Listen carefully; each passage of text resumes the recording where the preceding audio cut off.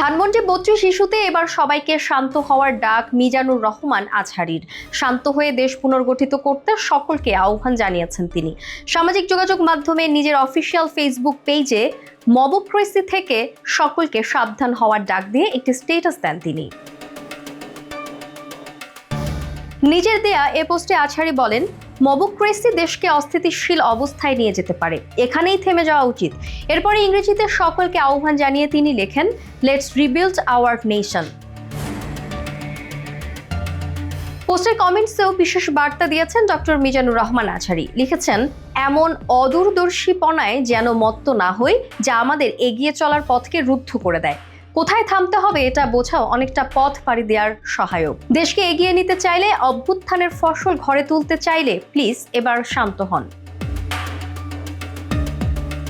পোস্টে আজহারীর এমন আহ্বানের সাথে একমত হয়েছেন অনেকেই। আপাতত আইন শৃঙ্খলা ব্যবস্থা রক্ষা করতে এক ধরনের আচরণ থেকে বিরত থাকার মত তাদের।